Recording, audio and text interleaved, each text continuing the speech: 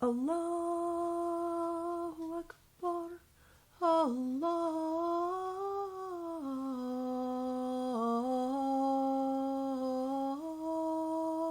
Akbar, Allahu Akbar, Allahu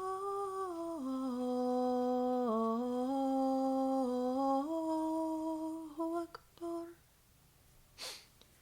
أشهد أن لا إله إلا الله. أشهد أن لا إله إلا الله.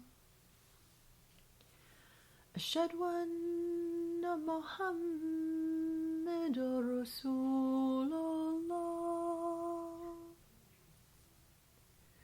أشهد أن محمد رسول الله. حي على الصلاة.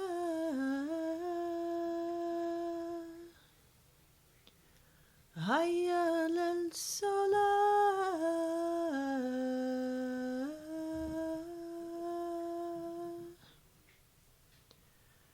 حي على الفلاح.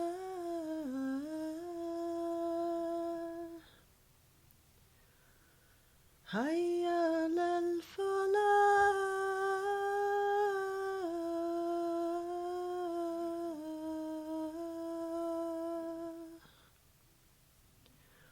الله أكبر، الله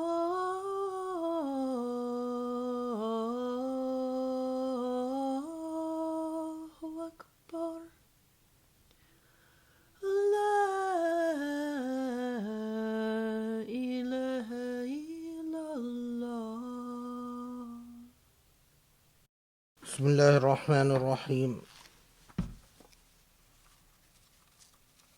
الحمد لله رب العالمين، وسبحان الله العلي العظيم، وأشهد أن لا إله إلا الله وأن محمدا رسول الله.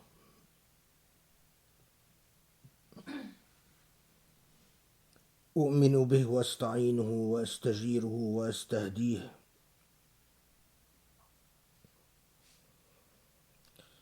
فإنه حقا من هدى الله فلا مضل له، ومن يضلله فلا هادي له. وأصلي وأسلم وأبارك على محمد النبي الأمين، خاتم الرسل أجمعين، المرسل رحمة للعالمين،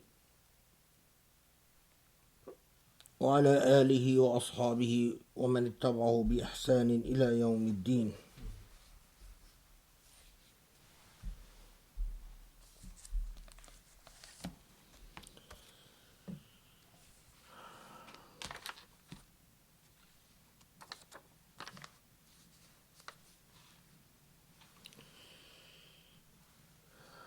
So many things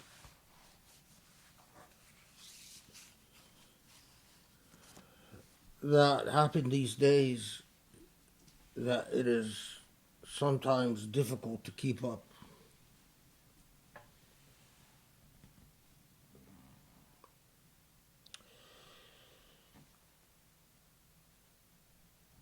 But from my perspective,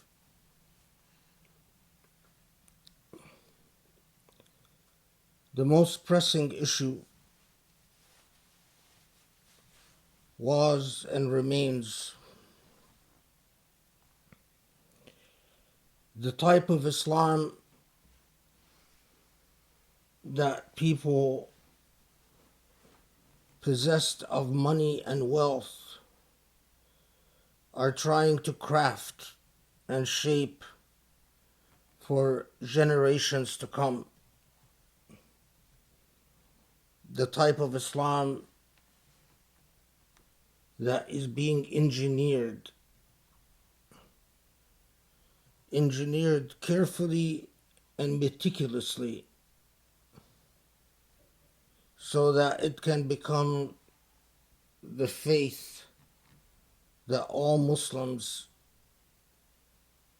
are supposed to embrace. What is the earmark of this Islam? What are the highlights of this Islam?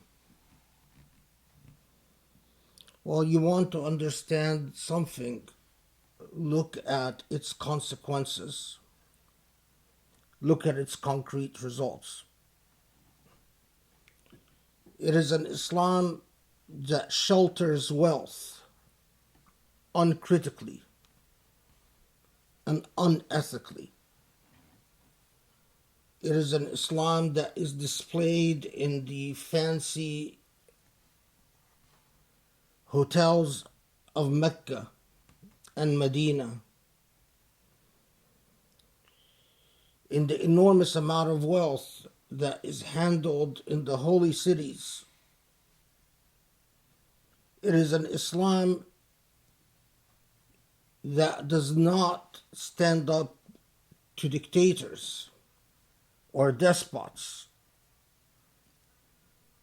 It is an Islam that doesn't even have anything to say about injustice or oppression.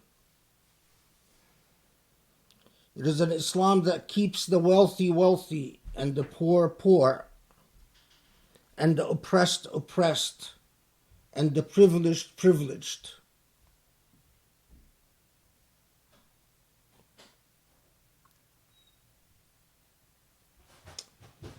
It is an Islam that celebrates Abu Dhabi and Dubai and Riyadh and the type of Cairo that the current Egyptian government dreams of. It is an Islam that doesn't even have anything to say to Islamophobes. You can insult Muslims, you can hate Muslims, you can vilify Muslims, you can ban Muslims. And this Islam has nothing to say to you other than, please don't even, it doesn't even ask you not to hate us. It just says, please tolerate us. Please endure us. Allow us to exist. It is an Islam that sees a Holocaust in China and continues to do business as usual with the Chinese. It is an Islam that sees the plight of the Rohingyas and talks about sovereign national states and sovereign borders and treats the Rohingyas as refugees that have no rights. It is not even an Islam that will put pressure on a country like Myanmar to bring even modest effects on this genocide against the Rohingyas. It is an Islam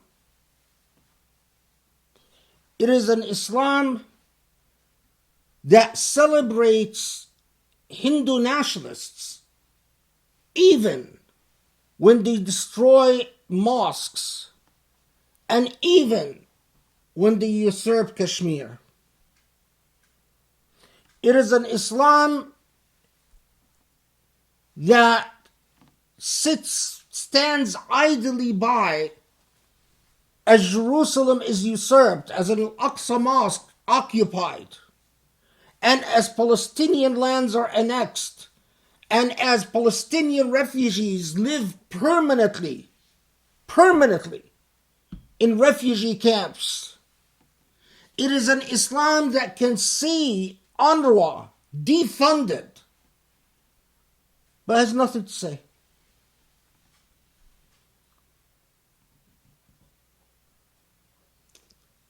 It is an Islam that basically says all our sermons, all our khutbahs, all our lessons and classes and durus are about how to pray, how to do wudu, how to wear your hijab, but nothing more. There's nothing else. It is a stillborn Islam. It is a dead Islam. It is an Islam very different than the Christianity that inspires and directs the policies of countries like Poland, or the papacy in Rome, or even the Christianity that inspires the idea of Judeo-Christian civilization.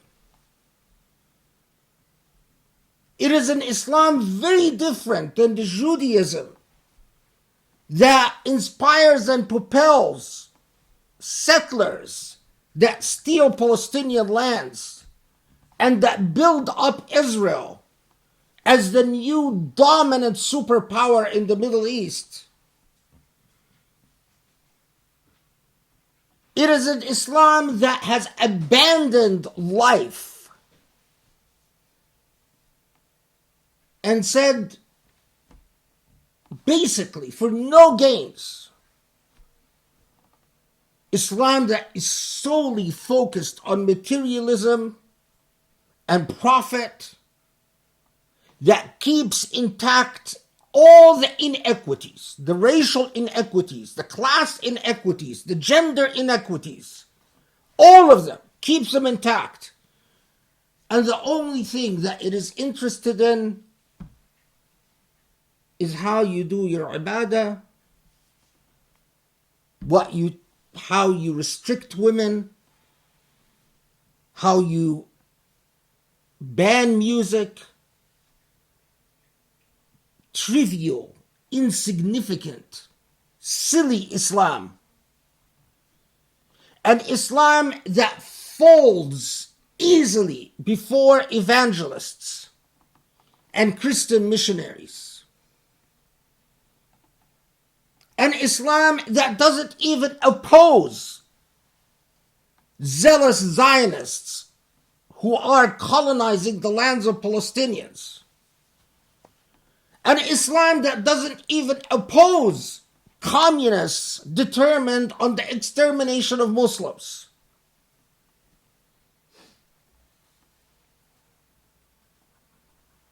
Yes, this is the issue that keeps me up at night. This is the issue that engages me night and day. Because frankly, this Islam is our fault, your fault. Because we continue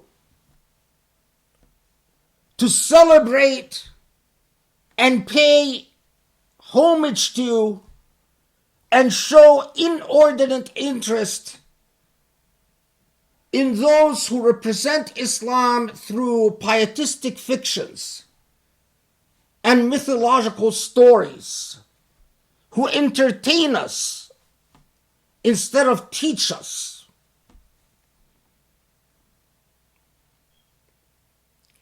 When a people have no standards that relate to ethics or justice,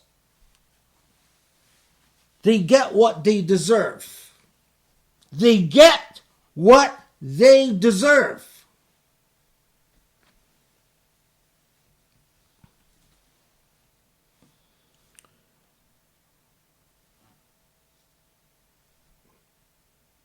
Recently, there was an ISNA convention.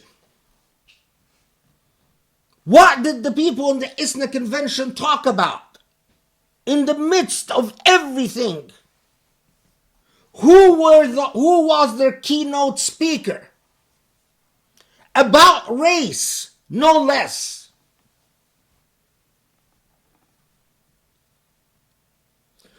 Who has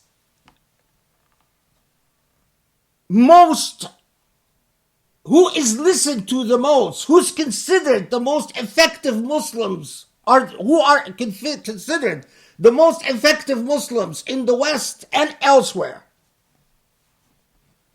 Is it the Muslims who talk about justice and principles and ethics? Or the Muslims who tell you pietistic stories that keep you entertained, but don't disturb your world otherwise? Because their entire religiosity is performance of rituals and more rituals.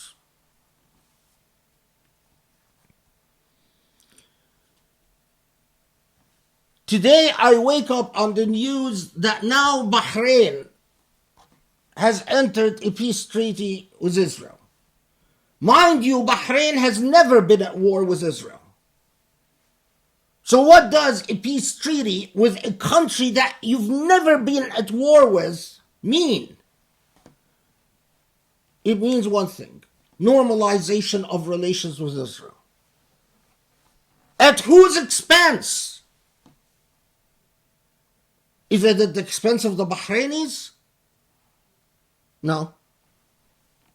As I said, the Bahrainis were never at war with Israel. But clearly, it is at the expense of the Aqsa Mosque. It is at the expense of Jerusalem. It is Al-Quds. It is at the expense of Palestinians. You might be tempted to say, well, you can't talk about something else other than the Palestinians. Well, what has the Bahrainis or the Emiratis or the Saudis or any Muslim country done for the Chinese Muslims who are undergoing currently, this moment, a full-scale Holocaust? What have they done to the Rohingyas? What have they even done to Islamophobia?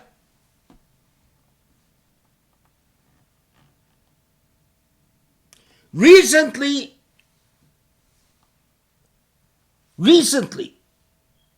a newspaper in Paris republished the cartoons that are obscenely slander the Prophet. The president of France was visiting Lebanon at the time, and when he was asked about it, he lectured Muslims on the principles of freedom of speech. He didn't even condemn the cartoons. He didn't even say, they offend me, but freedom of speech, there's nothing I can do about it. He didn't even bother doing that. And he was welcomed in Lebanon as a savior, mind you. Imagine if a newspaper in Paris, the same newspaper, published an article denying the Holocaust.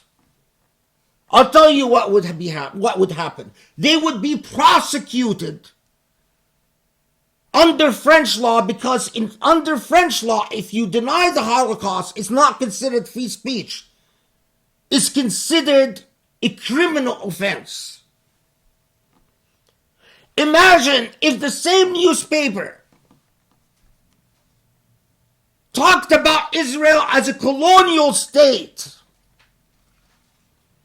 Now in France, there are laws that certain critiques of Israel was counted as anti-Semitism, among them calling Israel a colonial state. Imagine what the French president would have said then. Would he have talked about freedom of speech and let it go at that? In the United States,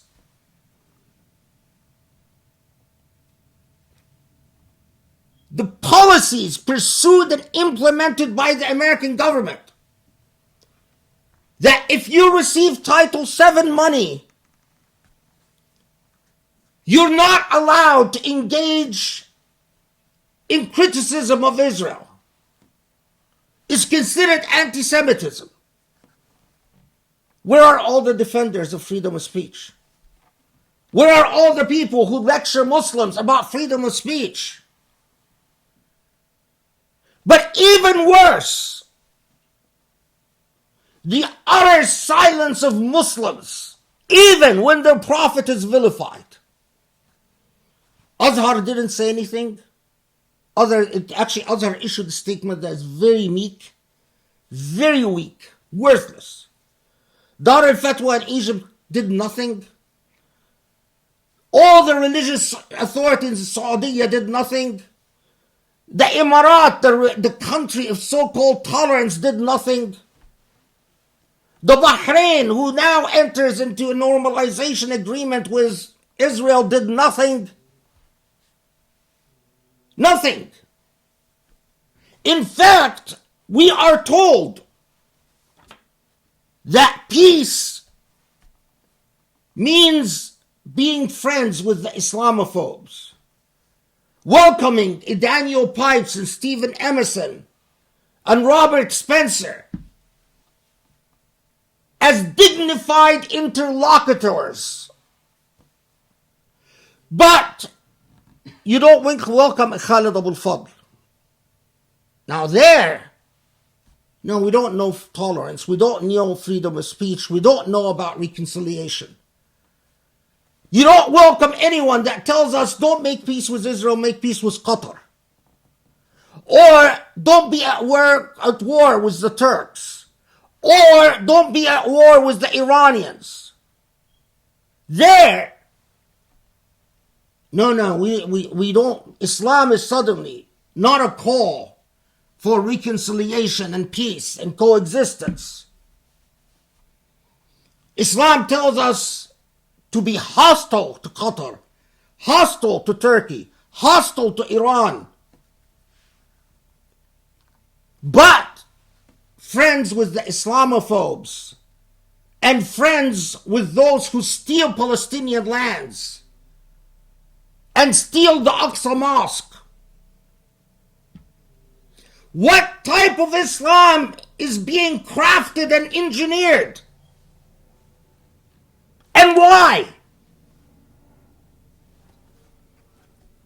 All of this because Trump is coming up for re-election and he is nominated to the Nobel Peace Prize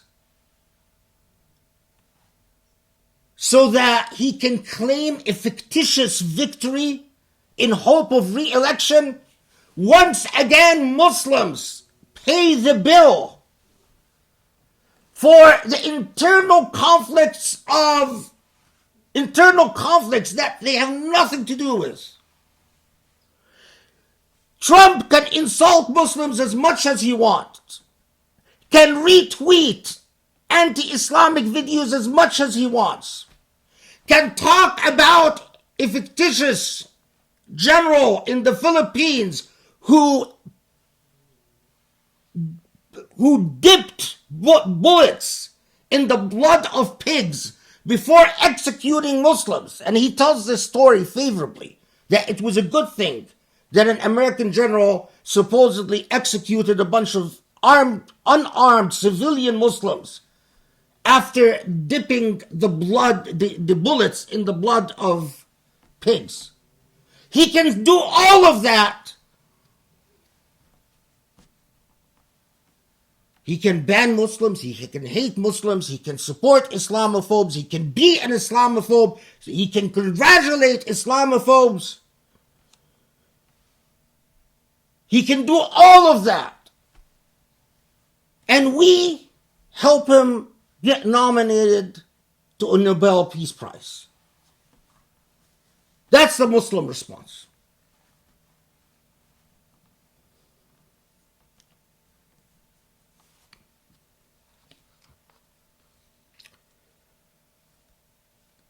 Last week, the Imam of the Haram, the Imam in Mecca, Sudais, delivers a khutbah from the podium of the Prophet ﷺ, In this khutbah, he is clearly calling for normalization of relations with Israel.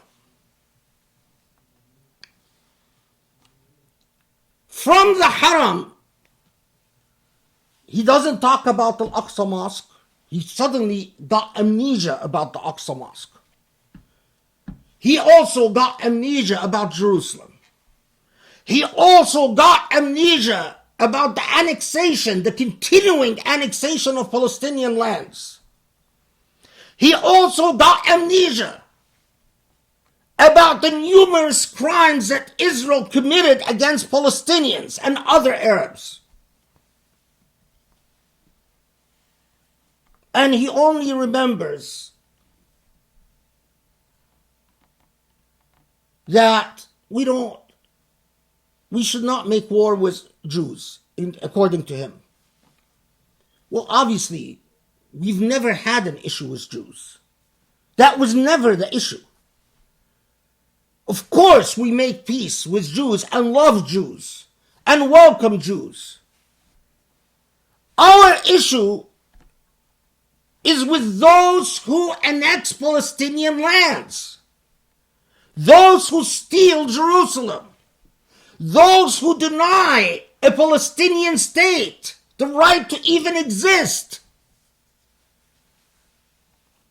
Okay, the Emirat normalized relations with Israel. Now the Bahrain normalized relations with Israel. So they stood on the podium of the Prophet ﷺ, calling for the normalization of relations with Israel. What if tomorrow the Palestinian Authority dared to declare an independent Palestinian land? Will Israel say, oh, we have an agreement with the Bahrainis and Emiratis, we're not going to do anything about it? I assure you, Netanyahu would immediately order the invasion and annexation of what remains in the hands of the Palestinian Authority. Even if Gaza declares an independent Palestinian country, Gaza would be promptly invaded. This is what Netanyahu's government has made painfully clear. Don't you dare declare an independent Palestinian country, because if you do, we'll slaughter you. And what do?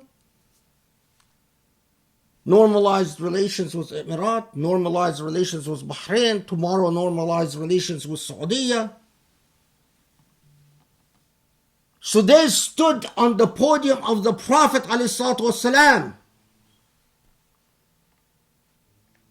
telling us peace is good. Obviously, peace is always good. But the logic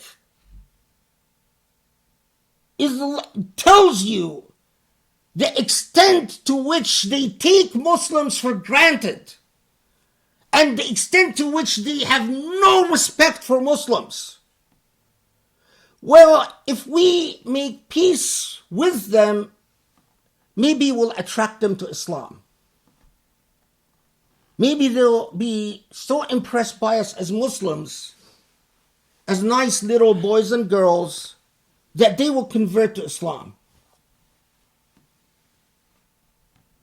Netanyahu has spoke to Arabs from Saudi and spoke to Arabs from the Emirat. Did he speak to them in Arabic? No, he spoke to them in Hebrew. You learn my language. I'm not even going to talk to you in English. You go out of your way to adopt my culture. You speak to me in Hebrew. Congratulate me about Hebrew or Jewish occasions. Do I acknowledge your culture? Absolutely not. Am I even supposed to respect your culture? Absolutely not.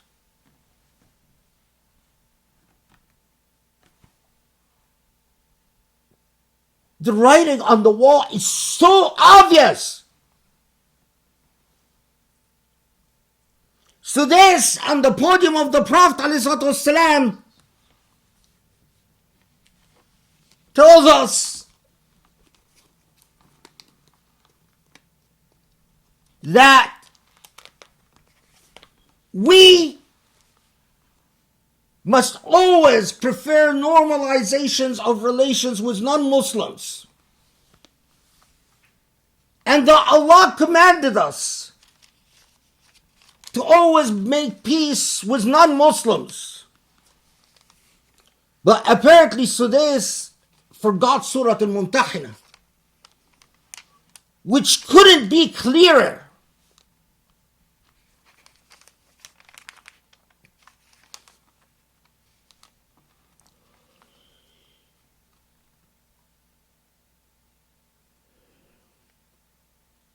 لا ينهاكم الله عن الذين لم يقاتلوكم في الدين ولم يخرجوكم من دياركم أن تبروهم وتقسطوا إليهم إن الله يحب المقسطين إنما ينهاكم الله عن الذين قاتلوكم في الدين وأخرجوكم من دياركم وظاهروا على إخراجكم أن تولوهم. Allah doesn't prohibit you to make peace and be kind to non-believers.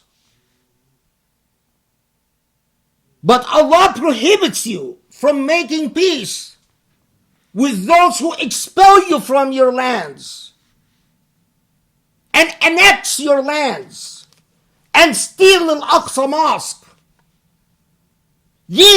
But Sudais got amnesia. He recited the first portion of this ayah in Surah Al-Mumtahina, that Allah doesn't prohibit you from making peace, but left the second portion.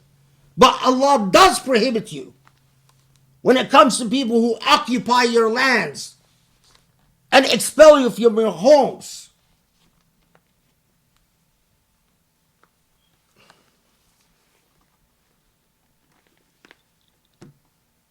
But this past week, it is not just Sudais who gives a khutbah. And it's not just Bahrain that enters into a normalization agreement. But news of more arrests in the Emirat and Bahrain and Saudi of more religious scholars. But not only that. One of the banks in Israel that is a main financer of Israeli settlements in Palestinian lands, one of the banks that is one of the main sources of finance to Israeli settlers that annex illegally and unlawfully annex Palestinian lands, signed an entire business deal with the Emirat. A business deal that is going to earn this bank billions of dollars. So now, Palestinian lands will be annexed with Muslim money.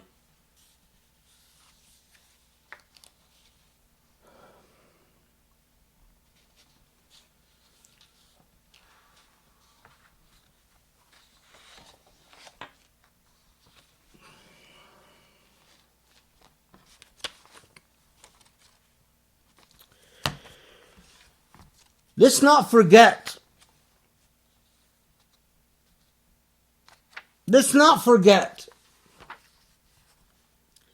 that this is the same Sudais on that same podium of the Prophet ﷺ, who shortly after Trump was elected, or actually it's not shortly after he was elected, it was shortly after the murder of Jamal Khashoggi, And in a visit to Washington, D.C., he said the same thing. Ignored all of the insults Trump has heaped upon Islam and Muslims.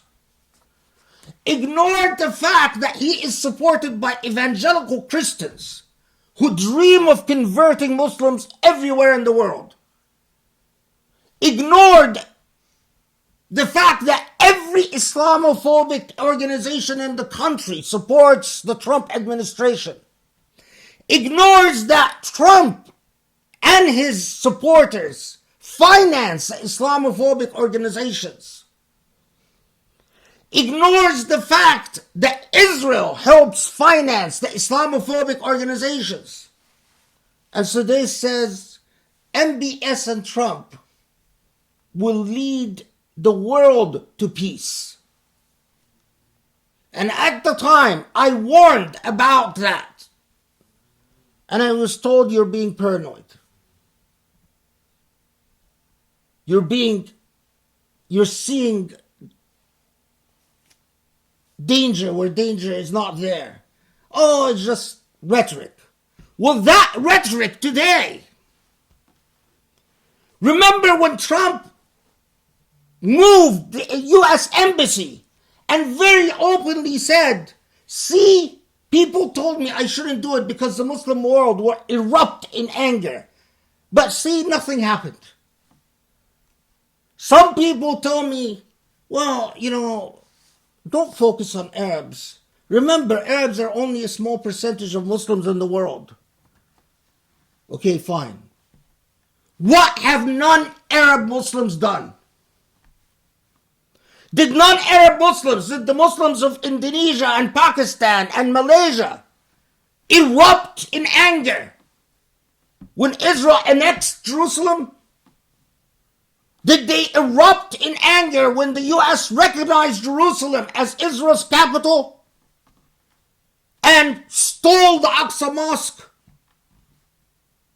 Did non-Arab Muslims vow not to make business with the Emirat now that the Emirat has become a major ally in the Israeli settler colonial project? Are non-Arabs now vowing to boycott Bahrain?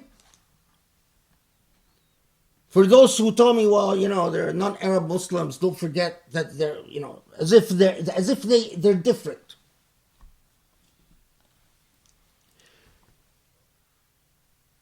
At this point, the Al Saud family has abused the heck out of the Hijaz, Mecca, and Medina.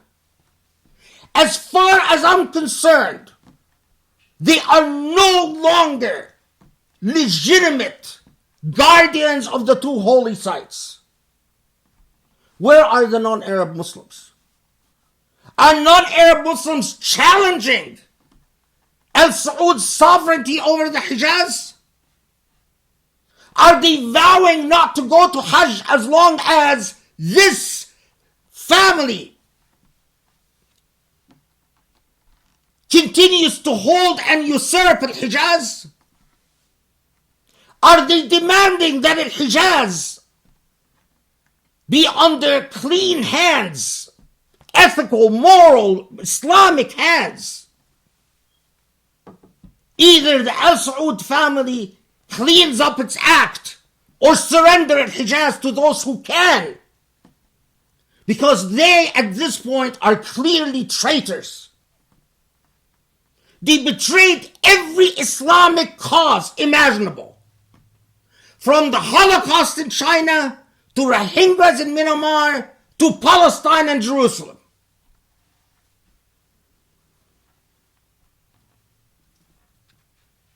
Where are these non-Arab Muslims? Where are they? I'll tell you where are they. In the United States. They're intoxicated with the classical traditional doctrines of Zaytuna and the Sufi rants, mythological, fantastical rants of Hamza Yusuf and his like. They don't care about Jerusalem. They don't care about the Rohingyas. They don't care about the Holocaust in China. They care about someone who tells them a story about piety and its fantastical wonders and the pleasures of heaven and entertainment. Religiosity has become entertainment.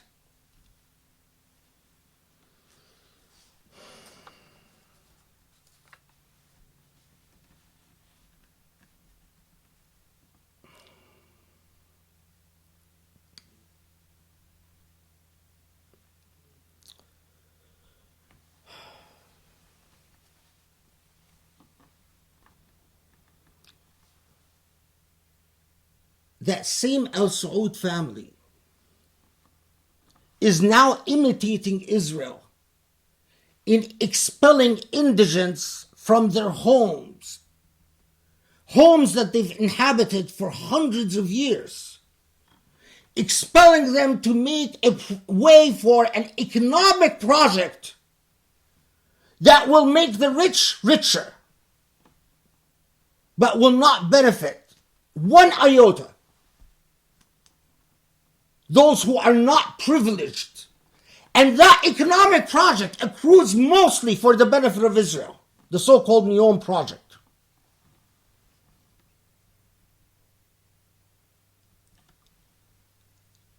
That same system that wants a new Islam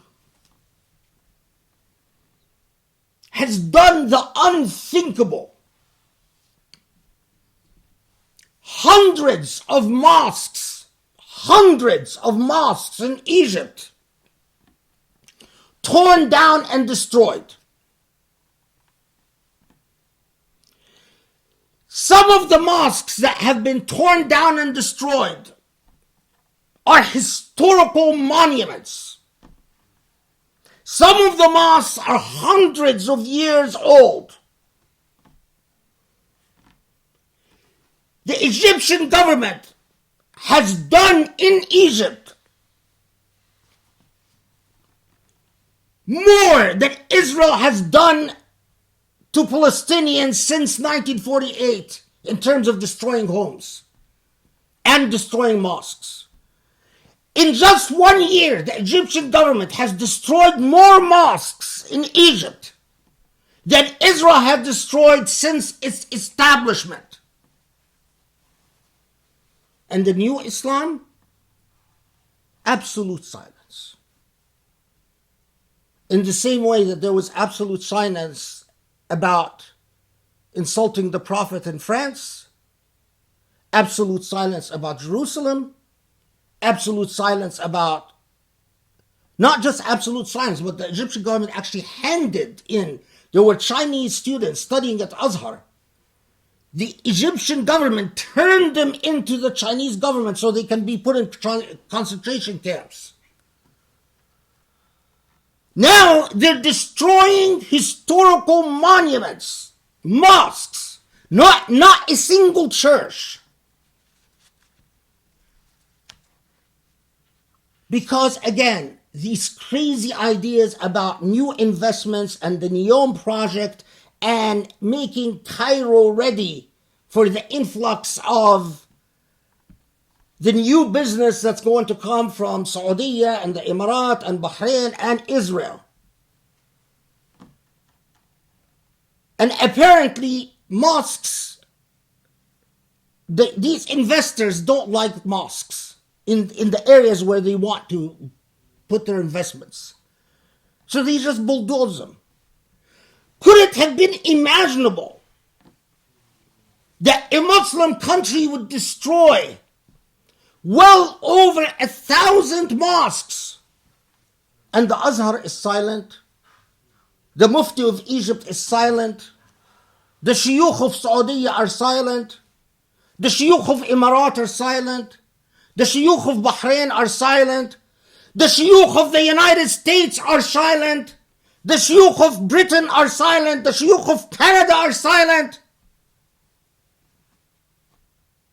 They continue to talk about hijab and they continue to talk about salah and they continue to talk about how you wash your ears and how you wash your I don't know what, or how you wash your I don't know what.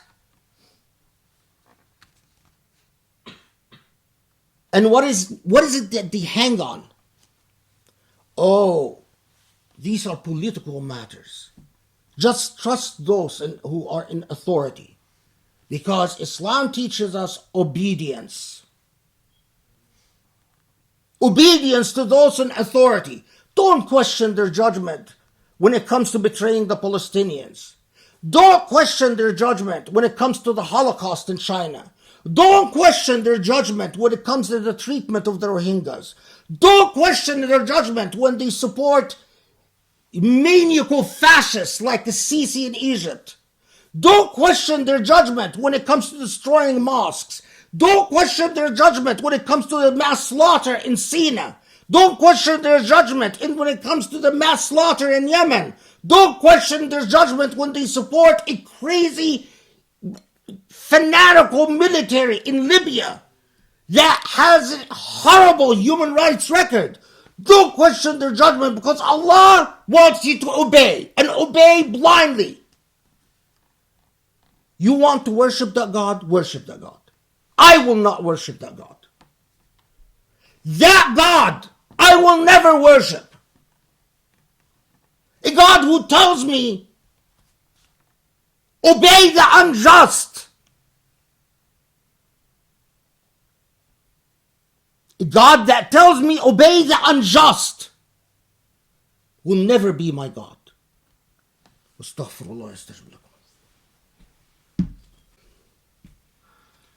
بسم الله الرحمن الرحيم الحمد لله رب العالمين وسبحان الله العلي العظيم ونصلي ونسلم ونبارك على محمد النبي الأمين خاتم النبيين المرسل رحمة للعالمين وعلى آله وأصحابه وتابعوا بإحسان إلى يوم الدين. You notice today that the first adhan was in the voice of a woman. And it just so happens to be that this woman is Grace, my wife.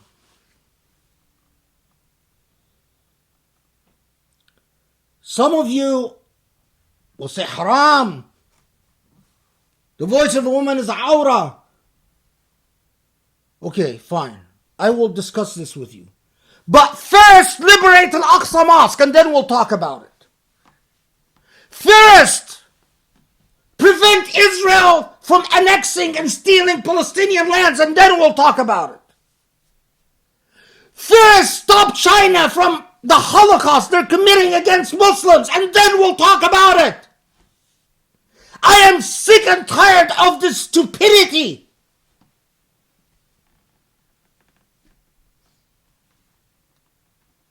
I don't care. Frankly, I don't care anymore whether the voice of a woman is awra or not.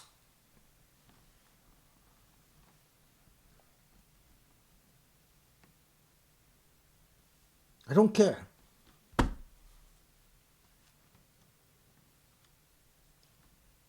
Because the disaster we are confronting is of proportions that I have nothing to say to those who care.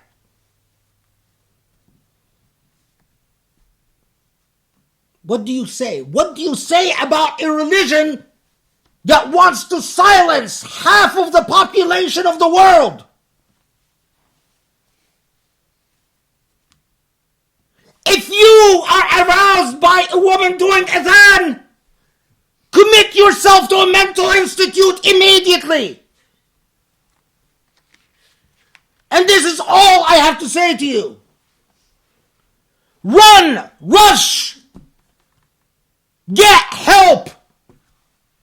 Because you're ill, you're sick. You need urgent care.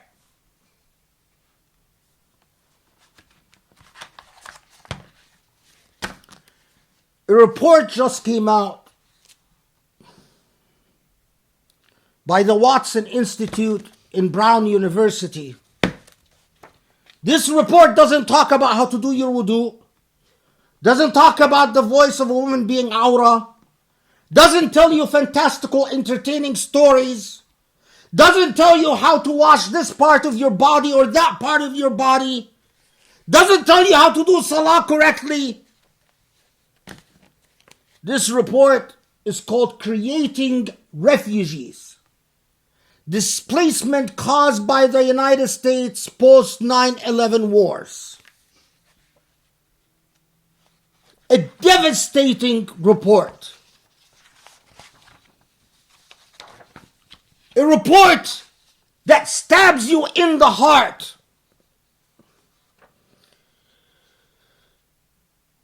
Since the US began its war on terror, the US has forcibly displaced at least 37 million Muslims from Afghanistan, Iraq, Pakistan, Yemen, Somalia, Philippines, Libya, and Syria. And that number, the at least 37 million Muslims, exceeds those displaced by every war since 1900 except World War II. It exceeds the number of those displaced during the colonial age. Millions more, other than the 37, have been displaced involving US troops in smaller combat operations, including in Burkina Faso, Cameroon, Central African Republic, Chad, Democratic Republic of the Congo, Mali, Niger, Saudi Arabia, and Tunisia. All Muslim majority countries. 37 million is a conservative estimate. The total displaced by the US post 9/11 war is closer to 48 to 59 million Muslims. 48 to 59 million Muslims. Even Muslim terrorists murdered 4,000 in 9/11. Corona killed close to 200,000. And that doesn't bother the administration. Because the Muslim terrorists killed 4,000, the US invaded 2 Muslim countries, bombed at least 12 Muslim countries, and caused 48 to 59 million Muslims to lose their homes and to become refugees. Meanwhile, while we've done that, Trump is elected president partly on an anti-Muslim rant, institutes the Muslim ban, says Muslims hate us and I don't know why, so let's ban them. The Supreme Court of the United States upholds the ban as constitutional, while at the same time overruling Korematsu, which makes absolutely no sense. Korematsu, the Japanese detention case from World War II. Trump hasn't mitigated his anti-Muslim rhetoric and rants.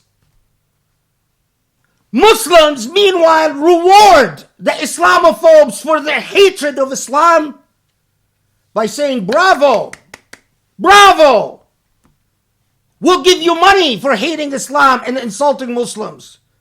We'll sign treaties with you. We'll even help you get re-elected, our dear friend, by normalizing relations with the likes of Netanyahu, who has more Muslim blood on his hand than you can possibly count.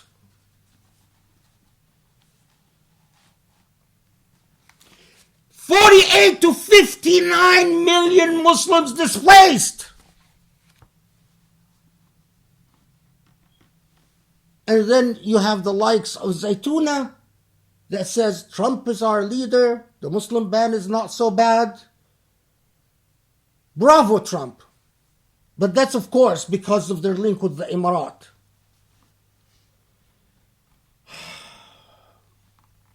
I am sure that I am the only khatib that speaks in a khutbah about a report like this. And that is the problem. Most of our khatibs can't even speak English. Can't even construct a sentence in English. But even if they did, they don't condemn autocrats. They don't condemn despots. They don't speak for justice. They don't even defend. They'll say, oh, Islamophobia is horrible. Let's teach them the true Islam. That's because you're an idiot. It is not about teaching them the true Islam. It's about exactly what you tell Muslims to stay out of, and that is politics. Islamophobia is about dominance and control. Is about Israel becoming a superpower in the Middle East, and about converting Muslims all around the world to Christianity. That is what Islamophobia is about. It's about power dynamics. It's not about knowledge and teaching them the true Islam.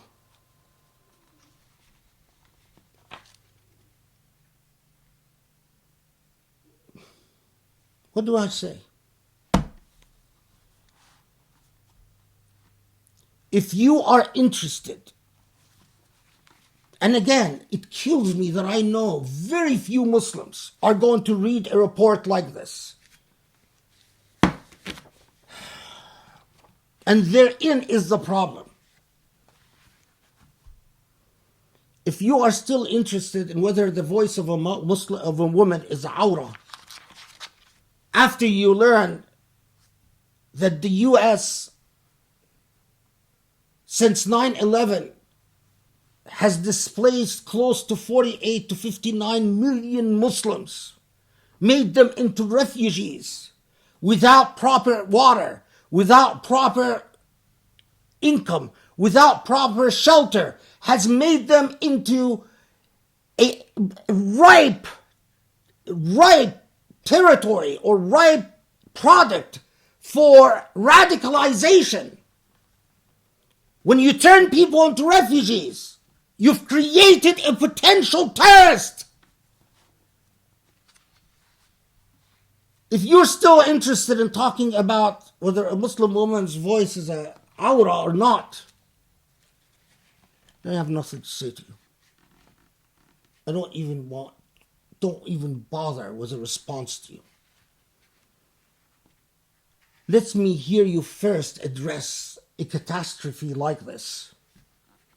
And then perhaps, if I'm still alive, we can talk. Allahumma afu anna. Allahumma aghfir lana. Allahumma arhamna ya Rabbal Alameen. Allahumma hadina li aqraba min hadha rashada ya Kareem ya Rahman ya Rahim. Allah forgive us our sins. Allah grant us your love and your guidance and your light. Bring us closer to the truth and to justice and to beauty. For these are what you are, Ya Ali Ya Azim. Waqim Salah.